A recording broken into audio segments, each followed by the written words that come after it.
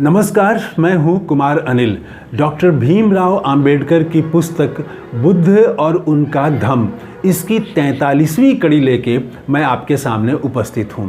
आज हम बात करेंगे कि जीवन की पवित्रता क्या है और सफलता के सूत्र क्या हैं।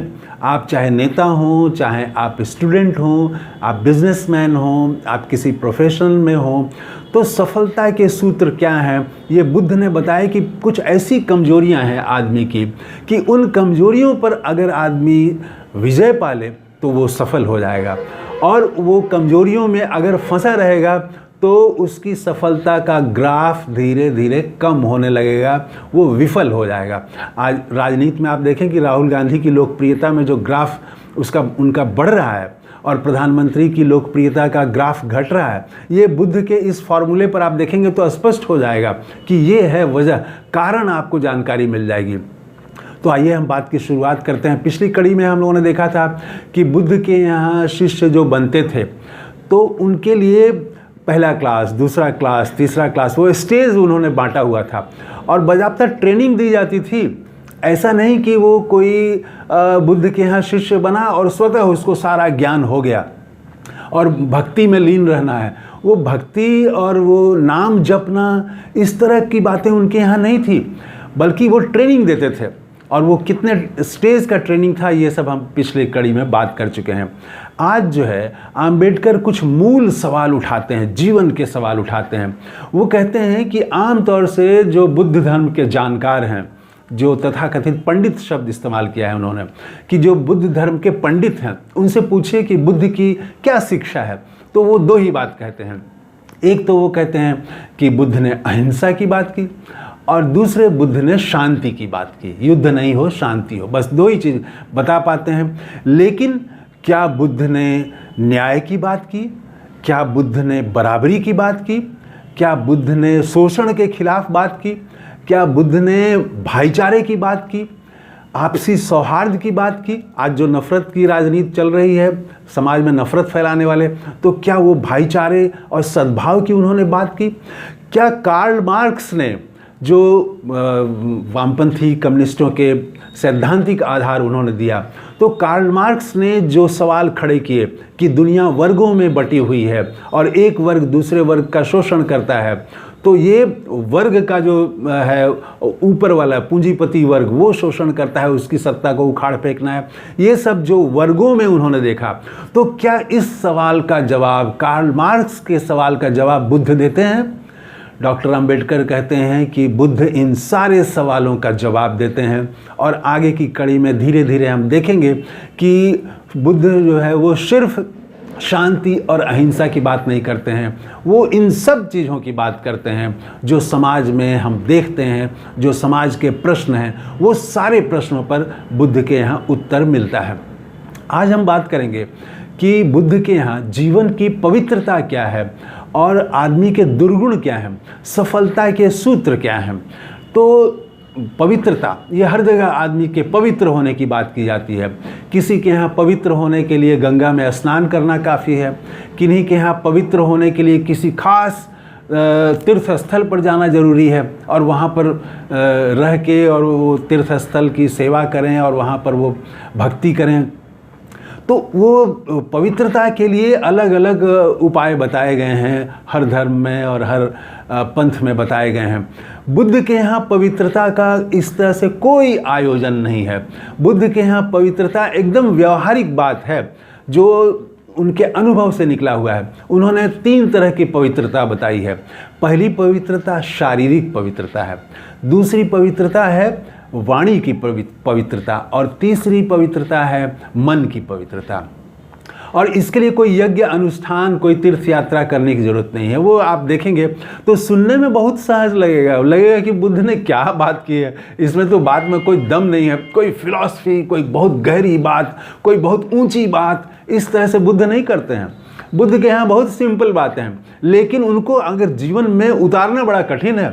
सुनने में बड़ा सिंपल है, लेकिन जीवन में उतारना बहुत ही कठिन है। और अगर आपने जीवन में उतार लिया तो आप सफल हैं, तो आप पवित्र हैं और आप देखेंगे कि ऐसे लोगों का समाज में सम्मान बढ़ जाता है। ये हम आगे बात करेंगे। तो 3 तरह की पवित्रता। पहली पवित्रता जो है शारीरिक पवित्रता। शारीरिक पवित्रता में मुख्यतः बुद्ध ने बताया कि जीव हिंसा न करें, आप किसी भी जीव की हिंसा न करें। तो हिंसा मतलब सिर्फ किसी को जान से मार देना ही नहीं है। तो हिंसा मतलब किसी को भी आघात पहुंचाने वाला, किसी को भी चोट पहुंचाने वाली बात आप न करें। तो वो किसी दूसरे धर्म का हो सकता है, हम हिंदू हैं, वो मुस्लिम हो सकता है।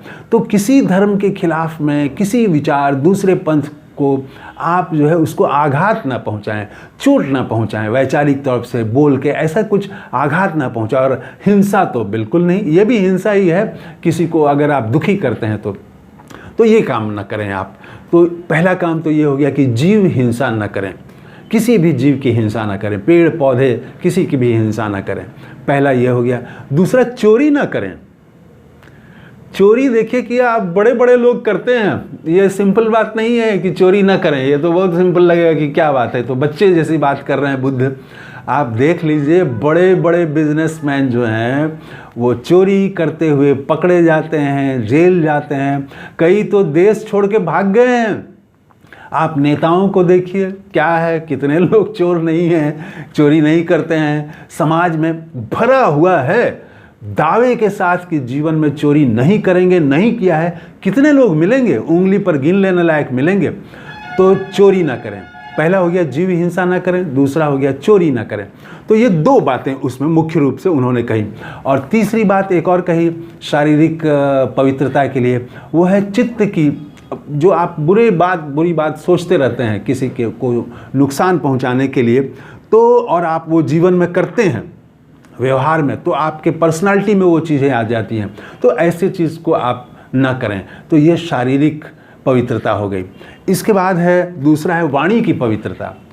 बात बहुत सिंपल है, बुद्ध बहुत सिंपल बात करते हैं, लेकिन बहुत कठिन है। वाणी की पवित्रता, झूठ मत बोलो।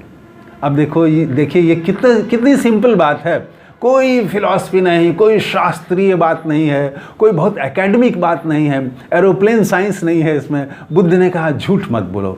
वाणी की पवित्रता जो है, आप पूरा, आपको रामायण महाभारत और धर्म, जिस धर्म के आप हैं उस धर्म का आपको शास्त्र याद हो, पूरा आपने कंठस्थ कर लिया हो, आप एकदम मुँह ज़बानी बोल दे सकते हो, लेकिन आप झूठ बोलते हैं, तो आप जो है वो पवित्र नहीं हैं। आप शास्त्र याद कर लेने से और शास्त्रों की जानकारी हो जाने से, पंडित हो जाने से ही आप जो है वो पवित्र नहीं हो गए। पवित्र होने के लिए झूठ ना बोलें, वाणी की पवित्रता में झूठ ना बोलें, एक तो ये।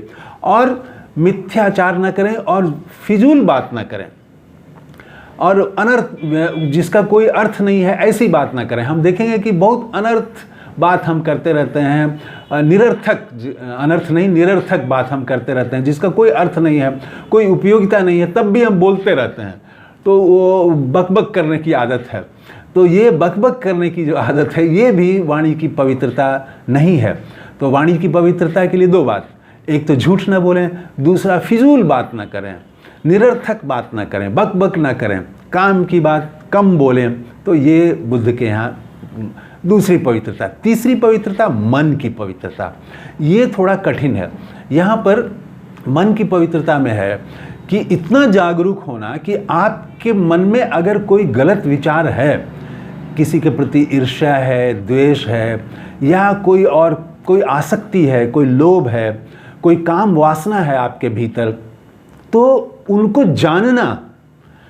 अगर आप जानते हैं कि मेरे भीतर ये एक कमजोरी है, काम वासना है मेरे भीतर लोभ और ईर्ष्या है, जलन है दूसरे से, तो ये अगर आप जानते हैं और वो कैसे उत्पन्न होता है ये भी आप जान गए हैं, और उसको दूर करने का उपाय भी आप जानते हैं, तो ये मन की पवित्रता है। बुरे विचार आ सकते हैं मन में, किस ईर्ष्या और लोभ पैदा ले सकता है, काम वासना पैदा ले सकती है, अचानक विचार आ जा सकते हैं। लेकिन आप उसी विचार में अगर आप घुल रहे हैं, घूम रहे हैं, और वो जैसे कुत्ता जो है वो हड्डी चबाता है और अपना ही रस लेता है, खून अपना ही वो पाता है, तो वैसा नहीं, आप जान गए हैं, तो ये मन की पवित्रता है। क्योंकि आप जब जान गए हैं और वो बेकार है, तो आप धीरे धीरे उसको दूर भी करेंगे, आप उसको नियंत्रण करना भी जान गए हैं, कैसे उसको नियंत्रित करेंगे, तो ये मन की पवित्रता हो गई। तो ये तीन तरह की पवित्रता बुद्ध ने बताई है।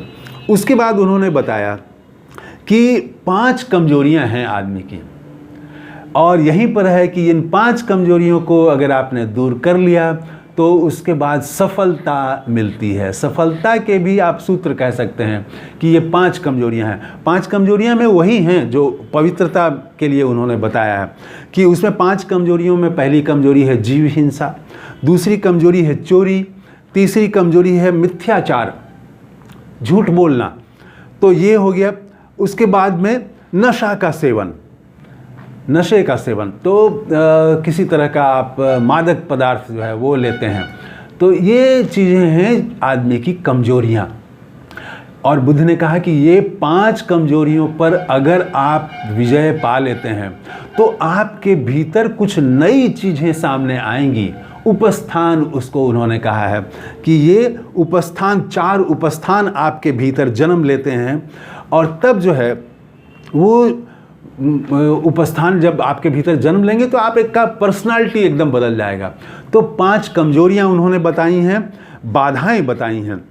बाधाएं ये जो हैं, ये अगर आपने दूर कर ली तो आप सफलता की तरफ बढ़ने लगेंगे। आप देखिए जैसे झूठ, मैंने कहा कि झूठ जो है वो सिंपल लगता है, लेकिन प्रधानमंत्री मोदी की लोकप्रियता कम होने की क्या वजह है? उसकी एक बड़ी वजह है कि वो सत्य बोलते हैं, लोगों को ये भरोसा नहीं रहा।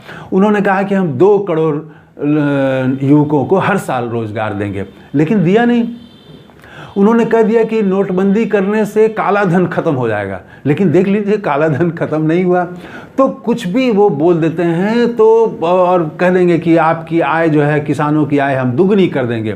2020 तक ही बीत गया, हम तो अब 24 में हैं, तो 2020 या 21 के बारे में उन्होंने कहा था कि हमें 2021 तक मैं किसानों की आय दुगनी कर देंगे। तो ये जब आप झूठ बोलते हैं तो आप असफल होते हैं। और अगर आप सत्य बोलते हैं, सत्य बोलना आसान नहीं है। सत्य बोलने के लिए कई बार आपकी जान जा सकती है, आपके पीछे ट्रोल आर्मी लग सकती है, आपको पप्पू साबित करने में लग जा सकती है, बेकार साबित करने में लग जाती है। मोहल्ले में आप देखिए, अगर आप सच बोलने वाले हों तो कई लोग आपसे नाराज़ हो जाएंगे कि आप सच बोल रहे हैं। बिजनेस में अगर आप सच बोलें, किसी ऑफिस में आप काम कर रहे हैं, वहाँ पर आप सच बोल दें तो कई लोग आपसे नाराज हो जाएंगे, संपादक, आपका बॉस नाराज हो जाएगा। तो सत्य बोलना बहुत कठिन है, आसान नहीं है। तो सत्य बोलना, झूठ नहीं बोलना, तो ये अगर आप अमल करते हैं तो ठीक है, कुछ लोग नाराज हो जाएंगे, लेकिन यही आपकी पर्सनालिटी को चमकदार बनाता है, आपको सफल बनाता है, और आपका कद जो है वो जिस क्षेत्र में भी है वो आपका ऊंचा उठता जाता है, और आप जो है वो देवता के रूप में, लोग कहते हैं कि फलाना आदमी तो एकदम देवता है, तो तब आपको देवता की तरह लोग देखने लगते हैं, मसीहे की तरह लोग देखने लगते हैं। तो इन चीज़ों पर अमल करना पड़ेगा, और तब जीवन की सफलता भी इसी में है। तो इस एपिसोड में इतना ही। आगे हम बात करेंगे कि ये सब जो कमजोरियां हैं, 5 कमजोरियों की जो हमने चर्चा की, तो कमजोरियों पर जब आप कंट्रोल कर लेते हैं तो 4 जो चीज़ें विकसित होती हैं, क्या विकसित होती हैं, उपस्थान जिसको कहा बुद्ध ने कहा है, तो वो हम अगली कड़ी में बात करेंगे। इस कड़ी में इतना ही। बुद्ध को नमस्कार, थैंक यू, धन्यवाद। अच्छा हाँ, कैसा लगा ये एपिसोड कमेंट करके ज़रूर बताइएगा। थैंक यू, धन्यवाद।